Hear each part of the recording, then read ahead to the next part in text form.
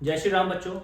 चलिए चलते हैं pair of linear equation two variable के अगली वीडियो की तरफ। अभी तक हम आपको ये बता चुके थे कि आप किसी भी पेयर ऑफ लीनियर इक्वेशंस के ग्राफ कैसे ड्रॉ करेंगे और उस ग्राफ की मदद से आप ये कैसे पता करेंगे कि उसका एक सॉल्यूशन है, नो सॉल्यूशन है या फिर इनफाइनाइटली मैनी सॉल्यूशन है। हमें पता था ग्राफ में लाइंस इंटरसेक्टिंग हो सकती हैं, पैरेलल हो सकती हैं या कोइंसाइड कर सकती हैं। इंटरसेक्टिंग होंगी तो आपको यूनिक सॉल्यूशन मिलेगा, पैरेलल होगी तो कोई सॉल्यूशन नहीं मिलेगा और अगर कोइंसाइडिंग होगी तो आपको इनफिनिटली मैनी सॉल्यूशन मिलेंगे।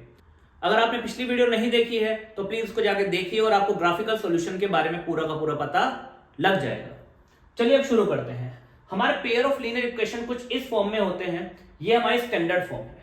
a1 b1 c1 a2 b2 c2 हमारे क्या होते हैं, कांस्टेंट होते हैं, नंबर होते हैं। जैसे कि अगर हम इस इक्वेशन को इससे कंपेयर करें तो यहां पे हमारे पास कुछ इस तरीके से इक्वेशन है। तो मेरे पास a1 है यहां पर 1, a2 है, b1 है यहां पर 3 एंड c1 है यहां पर 6। a1 है, b1 है, c1 है। इसी हिसाब से मेरे पास a2 है, b2 है एंड c2 है। सबसे पहले तो मेरी ये बात होती है इक्वेशन में a1 b1 c1 a2 b2 c2। ध्यान ये रखना है, या तो अगर ये c इधर की साइड है तो दोनों में इधर होना चाहिए, इधर की साइड है तो दोनों में इधर ही होना चाहिए। ये बात ध्यान रखनी है आपको। दूसरा, जो भी आप वेरिएबल लेंगे या जो भी आप कोफिशिएंट लेंगे x या y का, उसका साइन जरूर लेना है। ये प्लस का 1 है, प्लस का 3 है, प्लस का 6 है, प्लस का 2 है, माइनस का 3 है, प्लस का 12 है। साइन जरूर लेना। a1 b1 c1 a2 b2 c2 हमें पता लग गया। अब देखिए, अब हम यहां पे जानने वाले हैं कि कैसे ही हम इक्वेशन को देख के बता दें कि भाई इसका यूनिक सॉल्यूशन आएगा, इसका इनफिनिटली मैनी सॉल्यूशन आएंगे या फिर इसका कोई सॉल्यूशन नहीं आएगा। चलिए देखते हैं। अब हम क्या करेंगे, a1 a2 b1 b2 और c1 c2 का रेशियो चेक करेंगे। मतलब कि रेशियो से क्या मतलब है भाई कि a1 अपॉन a2 क्या आने वाला है, b1 अपॉन b2 क्या आने वाला है एंड c1 अपॉन c2 क्या आने वाला है। और देखेंगे कि कितने केसेस बन सकते हैं मेरे पास, क्या क्या केस मेरे पास बन सकता है। देखिए, सबसे पहला केस तो ये हो सकता है कि हो सकता है मेरा a1 upon a2 equal to b1 upon b2 आ जाए। ठीक है, ठीक है। दूसरा केस क्या हो सकता है कि हो सकता है मेरा a1 upon a2 b1 upon b2 का इक्वल ना आए। ठीक है जी। तीसरा केस, अब देखिए, अगर a1 upon a2 b1 upon b2 का इक्वल आ गया तो फिर इसके आगे वाले में भी दो केस हो सकते हैं। या तो ये इक्वल आ जाएंगे या फिर a1 upon a2 equal to b1 upon b2 तो आएगा, बट c1 अपॉन c2 के इक्वल नहीं आएगा। फिर से देख लीजिए भाई, a1 अपॉन a2 या तो b1 b2 का इक्वल आएगा या नहीं आएगा। ठीक है, यहां तक की बात यहां पे खत्म। अब अगर a1 upon a2 b1 upon b2 के इक्वल आ गया तो या तो c1 के c2 के इक्वल आएगा या नहीं आएगा। सिंपल बात हो गई भाई। अच्छा, अब समझ लेते हैं। ये तीन केस मेरे पास आए, 1 2 और 3। ठीक है, अब देखिए, अगर a1 upon a2 b1 upon b2 और c1 अपॉन c2 इक्वल आ गए तो हम इसमें बोलेंगे भाई लाइन कोइंसाइड है। क्या है भाई, लाइन कोइंसाइड कर रही है। लाइन क्या कर रही है, कोइंसाइड कर रही है। मतलब कि इनफाइनाइटली मैनी सॉल्यूशन है। कितने सॉल्यूशन है, इनफाइनाइट सॉल्यूशन है मेरे पास। इनफाइनाइट सॉल्यूशन होंगे मेरे इस केस। दूसरा केस, अगर a1 upon a2 b1 upon b2 के इक्वल नहीं आता है, यहीं पे कहानी खत्म होगी। c1 अपॉन c2 चेक ही नहीं करना। a1 a2 b1 b2 के इक्वल नहीं आया तो भाई आपको c चेक ही नहीं करना। और ये आपकी लाइन हो गई है इंटरसेक्टिंग लाइन। कौन सी हो गई है भाई, इंटरसेक्टिंग लाइंस। इंटरसेक्टिंग में आपको कितना यूनिक सॉल्यूशन आता है भाई साहब। क्या होता है, यूनिक सॉल्यूशन आता है आपके पास। यूनिक सॉल्यूशन का केस हो गया। और अब अगर a1 upon a2 equal to b1 upon b2 does not equal to C1/C2 आ जाता है, तो ये वाली लाइन एक ही केस मेरे पास बचा है पैरेलल का। किसका बचा है भाई साहब? पैरेलल का। मतलब लाइन पैरेलल है, पैरेलल का मतलब नो सॉल्यूशन, मेरे पास कोई भी सॉल्यूशन नहीं आता है इस केस में। समझे? हमारे पास तीन ही केसेस बनेंगे और तीन केस में क्या क्या कंडीशंस हो सकती है मैंने आपको बता दिया, और किस किस कंडीशन में हमारे पास क्या क्या रिजल्ट आ सकते हैं वो भी हमने बता दिया। अब आ जाते हैं अपने क्वेश्चन के ऊपर। मान ले वो आपको बोलता है भाई ये रही दो इक्वेशन, जैसे ये थी ये रही दो इक्वेशन, इसमें चेक करो क्या है, कोइंसाइड है, इंटरसेक्टिंग है या पैरेलल है, मतलब कि इनफाइनाइट सॉल्यूशन है, यूनिक सॉल्यूशन या फिर कोई सॉल्यूशन नहीं। मैंने कहा ठीक है भाई A1/A2 निकाल लो पहले। A1/A2 मतलब कि 1/2, A1 की जगह 1, A2 की जगह 2। ठीक है भाई, A1/A2 आ गया आपके पास। अब B1/B2 निकालो भाई जरा, B1/B2, B1 की जगह 3 और B2 की जगह -3। जब आपने इसको सॉल्व करा 3 1 जा 3, 3 1 जा 3 विच इज -1 आ गया। क्या आ गया आपके पास? -1 आ गया। ठीक है ना, माइनस का 1 आपके पास आ गया। अब आप ये देखिए जरा कौन सा केस बना भाई, A1/A2 does not equal to B1/B2 आ गए, तो A1/A2 और B1/B2 के इक्वल नहीं है। A1/A2 1/2 है और B1/B2 -1 है, दोनों इक्वल नहीं है। A1/A2 does not equal to B1/B2 क्या है? इंटरसेक्टिंग, मतलब कि क्या होगा? Unique solution. क्या है भाई इसका? इस इक्वेशन का या पेयर ऑफ लीनियर इक्वेशन का आपको क्या मिलेंगे? यूनिक सॉल्यूशन, मतलब एक सॉल्यूशन मिलेगा। ग्राफिकली आप इसको ड्रॉ करेंगे तो आपको क्या मिलेंगी? इंटरसेक्टिंग लाइंस मिलेंगी। क्या मिलेंगी? Intersecting lines. आपको इंटरसेक्टिंग लाइंस मिलेंगे। तो इसी तरीके से आप क्या दो पेयर ऑफ लीनियर इक्वेशंस को देखेंगे, देखने के बाद उनका A1/A2, B1/B2 और C1/C2 का रेशियो निकालने के बाद आप यह बता सकते हैं कि भाई वो लाइंस कोइंसाइड करेंगी, इंटरसेक्टिंग होंगी, पैरेलल होंगी। कोइंसाइड का मतलब इनफाइनाइटली मेनी सॉल्यूशन आएंगे, इंटरसेक्टिंग का मतलब कोई यूनिक सॉल्यूशन आएगा, या फिर पैरेलल का मतलब उन दोनों लाइंस का कोई भी सॉल्यूशन नहीं आएगा, मतलब कहीं पर भी नहीं मीट करेंगी। सॉल्यूशन का मतलब मैंने आपको बता दिया था, वो एक पॉइंट जो दोनों लाइंस के ग्राफ पर हो, वो एक पॉइंट जो दोनों लाइंस के ग्राफ पर आता हो। आपकी दोनों इक्वेशंस का जो ग्राफ होगा उस ग्राफ पे जो पॉइंट लाई करेगा, इसके ग्राफ पे भी हो और इसके ग्राफ पे भी हो, वो पॉइंट ही आपका सॉल्यूशन हो। कोइंसाइड में ऐसे बहुत सारे पॉइंट होते हैं, इंटरसेक्टिंग में सिर्फ एक पॉइंट ऐसा होता है जहां पे दोनों लाइन मीट करती हैं, पैरेलल में कोई ऐसा पॉइंट नहीं होता जो दोनों पे कॉमन हो। चलिए बच्चों, अब ये एक और क्वेश्चन हमारे पास आया, इसमें भी हमें क्या करना है? चेक करना है, और चेक करके ये बताना है कि ये दोनों जो इक्वेशंस हैं इनका जो ग्राफ है वो इंटरसेक्टिंग है, कोइंसाइड करेगा या पैरेलल होगा, मतलब इनका सॉल्यूशन निकलेगा या नहीं निकलेगा। निकलेगा तो यूनिक निकलेगा या इनफिनिटली मैनी सॉल्यूशन निकलेंगे। ठीक है जी, आइए देखते हैं। देखिए अब ये पहले तो आप दूसरी वाली इक्वेशन देखो, ये ना हमें देख के थोड़ी दिक्कत देगी कि यार अपोन में 5 आ गया है ना, अपोन में 5 आ गया। जब भी मैंने कहा अपोन में 5 आए, पहले अपोन को हटाओ भाई। हम चाहे तो ऐसे भी कर सकते हैं, बस अपोन को हटा लो। कैसे? इसके नीचे भी 1 है, मैं क्या करता हूं पूरी इक्वेशन को 5 से मल्टीप्लाई करता हूं। जैसे 5 से मल्टीप्लाई करूंगा 5 3 15, यहां 5 से मल्टीप्लाई करूंगा तो 5 से 5 कट जाएगा, यहां 5 से मल्टीप्लाई करूंगा 5 से 5 कट जाएगा, और इधर भी 5 से मल्टीप्लाई करना होगा एंड 5 into 0 0 बन जाएगा, मतलब कि मेरा नीचे से 5 गायब हो जाएगा। बताइए समझे कि नहीं समझे? चलिए कर लेते हैं। This is equation 1 and this is equation 2। तो हम क्या करते हैं? मल्टीप्लाई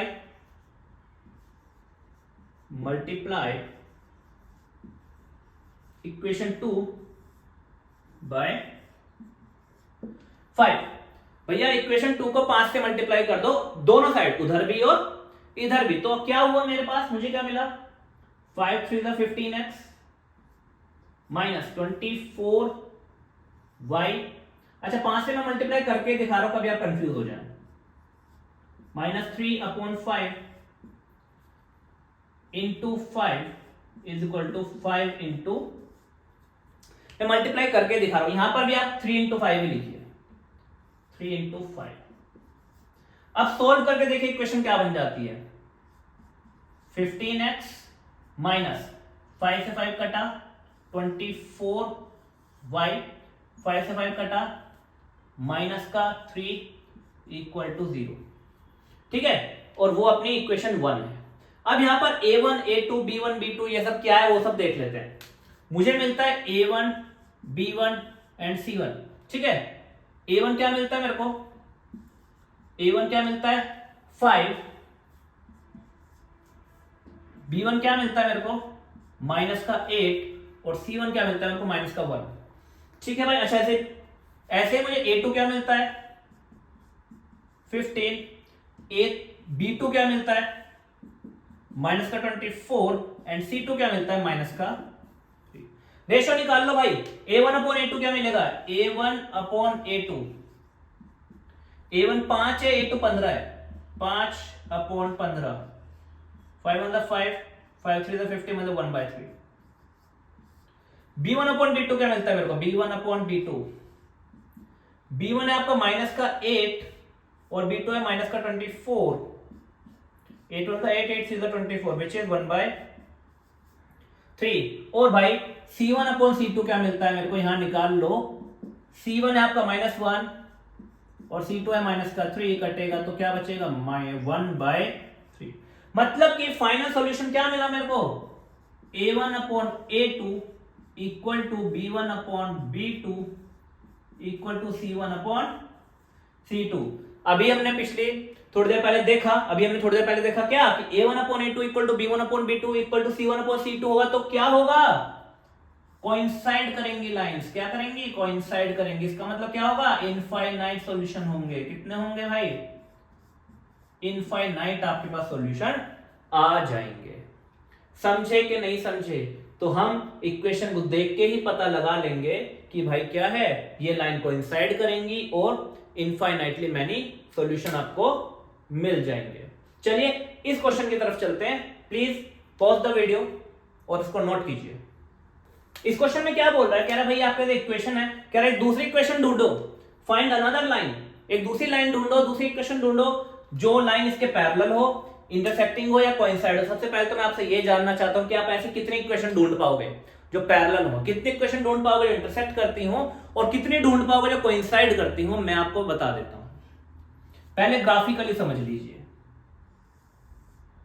ग्राफिकली समझो इस चीज को।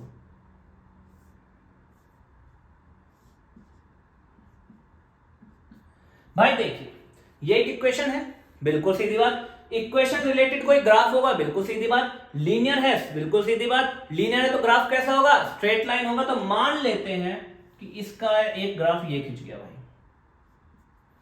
सही है, इसका एक ग्राफ ये खिंच गया, ये इस वाली इक्वेशन का ग्राफ है।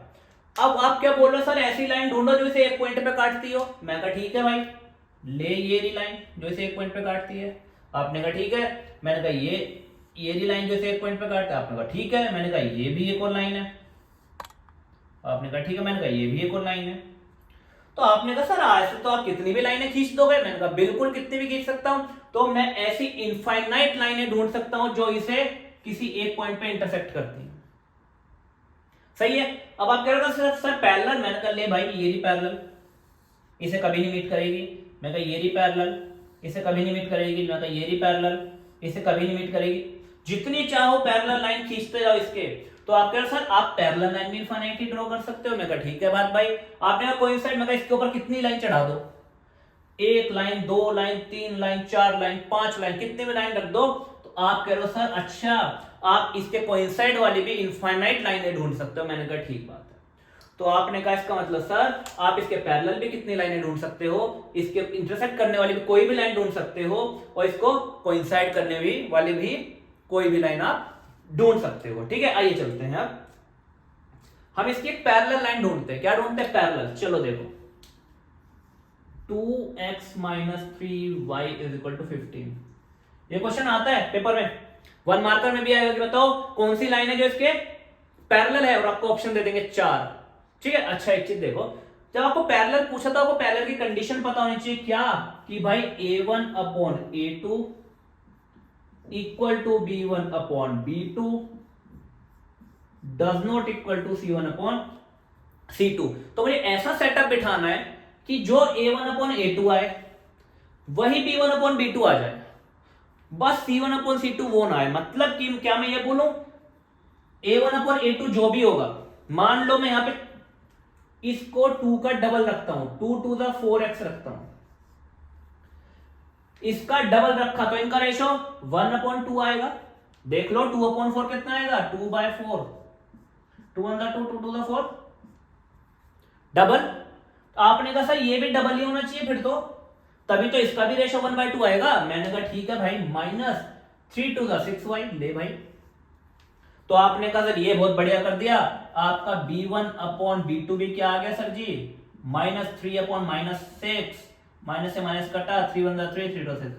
आपने सही कर दिया सर, A1/A2 भी 1/2 ला दिया और B1/B2 भी 1/2 ला दिया। पर आपने कहा C1/C2 1/2 ना आ जाए, मैंने कहा ठीक है, इसका डबल नहीं करना, मतलब 5 2 10 नहीं करना, 15 कर दो, 15 लिख दो, 16 लिख दो, 17 लिख दो, बस यहां पे 10 मत लिखना, उसके अलावा कुछ भी लिख दो। क्योंकि 5 to the 10 अगर लिख दिया तो A1/A2, B1/B2 और C1/C2 इक्वल आ जाएंगे और लाइन आपकी क्या हो जाएगी, कोइंसाइड हो जाएगी। समझे? आप कह रहे सर चलो ये तो एक लाइन हो गई, ये तो एक इक्वेशन हो गई जो आपने पैरेलल ढूंढ दी, एक और ढूंढ दो। मैंने कहा ठीक है भाई, 2 3 6x माइनस 3 3 9y, 5 3 15 ना, 3 नहीं होना चाहिए क्योंकि इसका रेशो 1/3, 3 1 3, 3 3 9, 1/3, 5 1 5, 5 3 15, 15 को छोड़ के कुछ भी लिख दो, 12 लिख दो। लो सर ये हो गई, ये क्या है, पैरेलल लाइन है। क्या है, पैरेलल है भाई। और ढूंढना चाहते हो, और ढूंढ दो, 2 4 8, 3 4 12, 5 4 20 मत लिखना, बस कुछ और लिखना, क्योंकि 20 लिखते ही A1/A2 equal to B1/B2 equal to C1/C2 आ जाएगा। तो कितनी लाइन ढूंढ पाओगे पैरेलल, इनफाइनाइट। अच्छा ठीक है, अब हम क्या करते हैं, एक दो इंटरसेक्टिंग लाइन भी ढूंढ लेते हैं। आपने कहा sir A1/A2 does not equal to B1/B2 होना चाहिए। कब, जब सर आप चीजें इंटरसेक्टिंग ढूंढ रहे हो, जब आप लाइनें इंटरसेक्टिंग ढूंढ रहे हो। मैंने कहा ठीक है, A1/A2 क्या है, कुछ भी लिख दो, 2 2 4 लिख दो, चाहो तो 4 लिख दो, लो ठीक है। आप कह रहे हो सर B1/B2 इतना नहीं आना चाहिए, मतलब कि A1/A2 कितना है आपका, A1/A2 कितना है आपका 2/4, मतलब कि 1/2। आपने कहा सर दूसरा नंबर पहले का डबल नहीं होना चाहिए, मतलब जो भी यहां लिखोगे ना वो 3 का डबल नहीं होना चाहिए सर। डबल लिख दोगे तो 1/2 रेशो आ जाएगा। मैंने कहा डबल मतलब 3 to the 6, मतलब कि 6 नहीं लिखना। कह रहा हाँ जी 6 मत लिखो, क्या लिखो सर 7 लिख दो, प्लस का लिख दो, माइनस का लिख दो, आपकी मर्जी है। और इससे तो कोई मतलब ही नहीं है, इसको तो कुछ भी लिख दो। मतलब किससे था, A1/A2 does not equal to B1/B2 आना चाहिए मेरे भाई, ठीक है। मतलब कि A1/A2 1/2 आया तो इसको 1/2 नहीं आना चाहिए, इसको 1/2 नहीं आना चाहिए। और लिख दो, और भी देख लो, और देख लो। आपने कहा सर इसको मैं रैंडमली कुछ भी 12 लिखता हूं, मैंने कहा ठीक है 12 लिख दे भाई। आपका इससे रिलेशन, मैं कहा सर ये 2 6 12 हो गया, तो इसका 6 टाइम्स हो गया, तो मतलब इनका रेशो 1/6 आ गया। A1/A2 सेकेंड केस में 1/6 आ गया। आपने कहा सेकेंड नंबर पहले वाले का 6 टाइम्स नहीं होना चाहिए, 6 गुना, मतलब 6 3 18, 6 3 18, 18 नहीं होना चाहिए सर। तो मैंने कहा यार 18 मत लिख, 19 लिख दे, क्या दिक्कत है, इससे तो कोई मतलब ही नहीं है, इसको 12 लिख दे, 13 लिख दे, 14 लिख दे, 15 लिख दे, कुछ भी लिख दो। A1/A2 B1/B2 नहीं आना चाहिए बस। तो आप कह रहे ऐसे इनफाइनाइट लाइन है, बिल्कुल यार बताया ना अभी, इनफाइनाइट लाइन ढूंढ सकते हो जो कि इस लाइन को किसी एक पॉइंट पे कट करेगी। आपने कहा सर ठीक है, फिर तो कोइंसाइड वाली भी ढूंढ दो। कोइंसाइड के लिए मैं आपको एक और मजेदार चीज बताता हूं, कोइंसाइड के लिए एक और मजेदार चीज बताता हूं, इसको नोट कीजिए। अब भाई आप कह रहे सर कोइंसाइड का मतलब है A1/A2 equal to B1/B2 equal to C1/C2, यही है ना। हाँ यार है तो यही। तो आपने कहा सर जितना गुना ये होगा 2 3 6x, उतना ही गुना ये 3 3 9y, उतना ही मल्टीपल ये 5 3 15। रेशो देख लो, A1 अपॉन A2 आया आपका 2/6 which is 1/3, B1 upon B2 आया आपका -3/-9 which is 1/3 and C1 upon C2 आया आपका 5/15 विच इज 1/।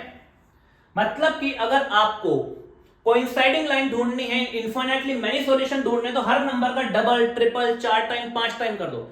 डबल करे तो सबका डबल कर दो, 3 टाइम करे तो सबका 3 टाइम कर दो, 4 टाइम करो तो सबका ही 4 गुना कर दो। इस टाइप के क्वेश्चन आपके पेपर में पूछेगा, जरूर पूछेगा। मैं अभी आपको एक एग्जांपल करके बताऊंगा। ऐसे आप कितनी लाइन ढूंढ सकते हो? इनफाइनाइट। अब आप कह रहे हो कि सर कोइंसाइड मतलब, मैं कह रहा हूं बेटा देख, कोइंसाइड का मतलब होता है दोनों लाइनें सेम है, दोनों लाइनें सेम है। तो सर ऐसे कैसे? मैं कह रहा हूं इधर आओ, इधर आओ। ये 6x माइनस 9y बराबर 15।